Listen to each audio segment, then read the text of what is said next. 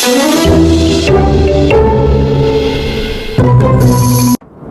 lahat po ng mga Don Bell fan, Don Bell lovers, and Don Bell followers, na lagi pong nag-aabang at umaantabay sa mga updates po natin patungkol kay Mr. Donnie Pangilinan and Miss Bel Mariano. Dahil meron po kasing isang video na nagtitrending ngayon kung saan si Mr. Donnie Pangilinan ay present at nandun din itong si Miss Shubi Etrata.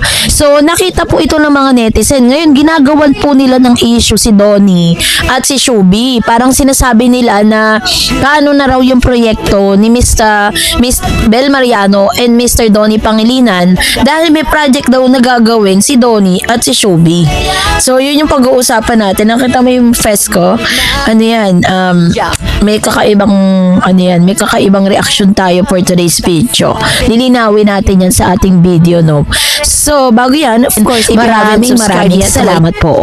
At ngayong araw, ito na, no? Pag-usapan natin to dahil nagtitrending po ito matapos po na magkita sa isang parang dinner, no? Linawin natin kasi iniisip ng ilang mga fans at ilang mga bashers na ito daw si Shubi at saka si Mr. Donnie Pangilinan ay may nilulutong project together.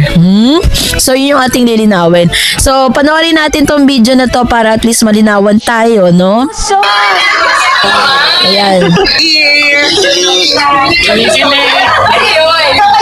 Grabe ka naman. Yan ang kanyang PDH eh. Joke lang po yan. Joke lang po yan. Yan. So, yung video po na napanood po ninyo ay pagkikita ni Shubi at ni Mr. Donnie Pangilinan after po ng PBB or Pinoy Big Brother House. Alam po natin na nag-trending po yan dahil super duper crush ni ito pong si Shubi, si Donnie Pangilinan. Diba ngayon yung kanyang TDH? Tall, dark, and handsome. Ganun niya po parang dinescribe ang isang Donnie Pangilinan at inamin niya naman po talaga sa bahay ni Kuya na super duper crush niya talaga si Donnie na parang hihimatay na siya pag nagkikita sila ni Donnie Pangilinan, no? So dahil po dito, ang daming nagsusurround ng mga news patungkol sa balitang ito. Parang sinasabi nila, paano na raw si Bel? Alam niyo naman ang mga bashers, diba? Pag nakakita lang niya ng ganyang kapirasong gagawa na nila ng issue.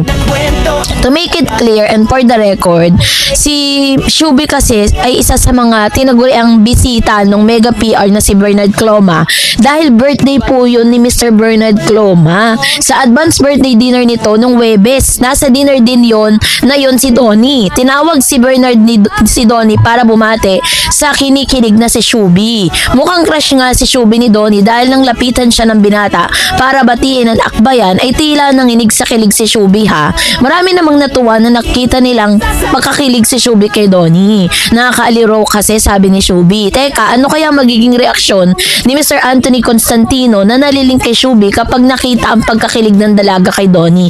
Magselos si Anthony po, yun po yung parang nanliligaw, no? Dito po kay Miss Shubi Etrata. Sana wag naman ma-insecure si Anthony sa pagkakilig kay Shubi kay Donnie. Ayun. So, yun yung laman ng balita mula sa Abante, una sa balita. So, dahil dito, ang dami ng mga nagsasurround. So, this time, i-clear out po natin. Yung pagkikita po na yan ay hindi po para pag-usapan kasi nandyan lahat ng boses, diba? Si Miss Cora Bidanes, tapos si Attorney Goson, si Miss Joy Marcelo. Yan yung mga big bosses ng dalawang network ng ABS-CBN at ng GMA. Kaya talagang nag-iisip tuloy yung mga tao na kaya daw nandyan si Mr. Donnie Pangilinan dahil at si Shubi dahil pinag-uusapan na daw yung magiging project nila. So maling-mali po yung mga news na naglalabasan. Wala pong ganun.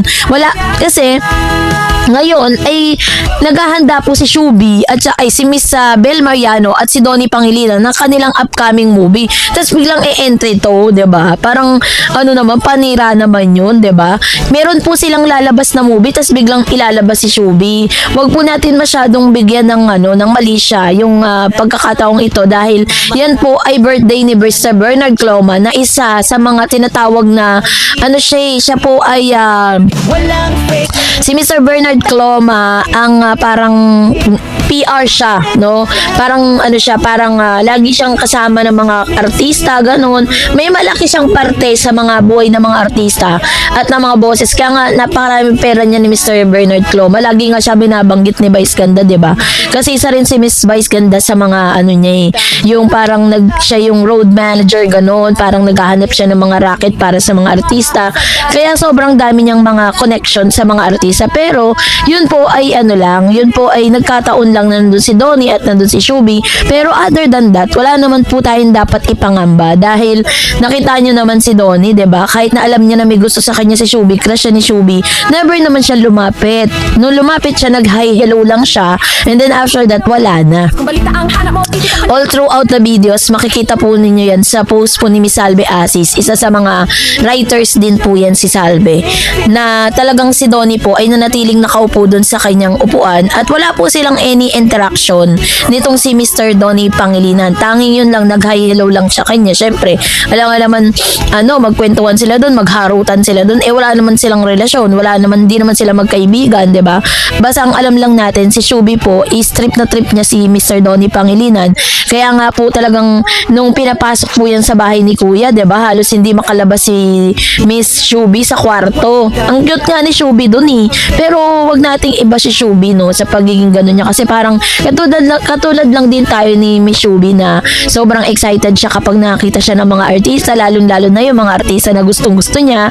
At sa bahay ni Kuya, naranasan niya yun. Kaya no wonder kung bakit ganun na lang, kung paano niya po talagang yung una niyang na-meet si Mr. Donnie, hindi pa rin nagbago yung kanyang magiging reaction once na na-meet niya ulit, 'di ba? Kaya wag tayo masyadong mag-worry about sa mga issue na yun. Wala pong katotohanan na may nilulutong proyekto si Shubi at saka si Mr. Donnie Pangilinan. Lahat po yan ay isang espekulasyon lamang. So, yun po ay isang birthday party or pa-dinner, no, nito pong si nitong si Mr.